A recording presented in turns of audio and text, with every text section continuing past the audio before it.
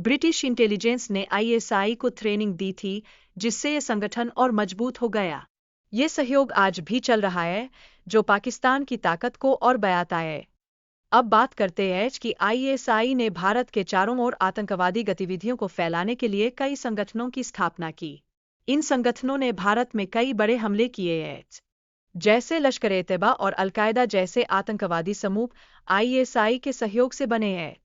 ये संगठन भारत की सुरक्षा के लिए एक गंभीर खतरा बने हुए हैं। आर.एन. काओ के नेतृत्व में रो ने कम संसाधनों के बावजूद खुद को साबित किया। उन्होंने आईएसआई के मुकाबले सिर्फ 2,509 ऑफिसर्स के साथ रो की स्थापना की।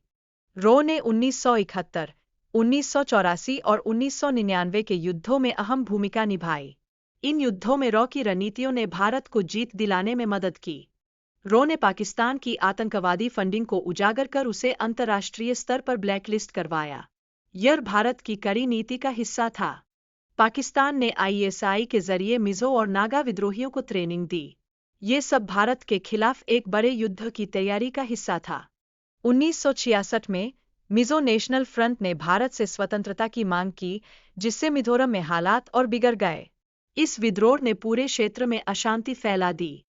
ऑपरेशन गबराल के तहत पाकिस्तान ने कश्मीर में विद्रोह फैलाने की कोशिश की, लेकिन स्थानीय कश्मीरी लोगों ने इसका विरोध किया।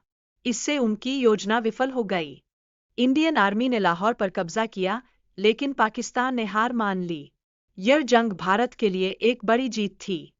आईबी को ब्रिटिश काल में केवल आंतरिक सुरक्षा के लिए ट्रेन किया गया था, जिससे बाहरी खतरों की पहचान में कमी आई।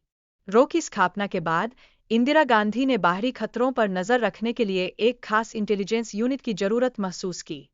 पाकिस्तान की सरकार ने शेख मुजीबुर रहमान को गिरफ्तार कर दमनकारी उपाय अपनाए, जिससे बंगाली जनता पर अत्याचार बढ़े।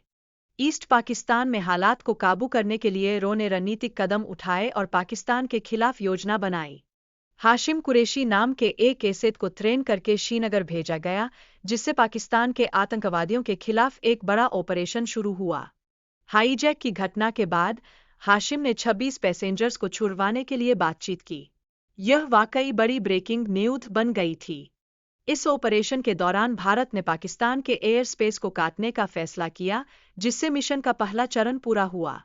बांग्लादेश की स्वतंत्रता के लिए भारत ने 3 फोर्सेस की मदद से योजना बनाई, जिसमें मुक्ति बाहिनी सबसे मुख्य थी। आईएसआई ने रॉ के जवाब में अपने पड़ोसी देशों को भड़काने के लिए कई रणनीतियां अपनाई, जिससे भारत को चारों तरफ से घेरने की कोशिश की गई।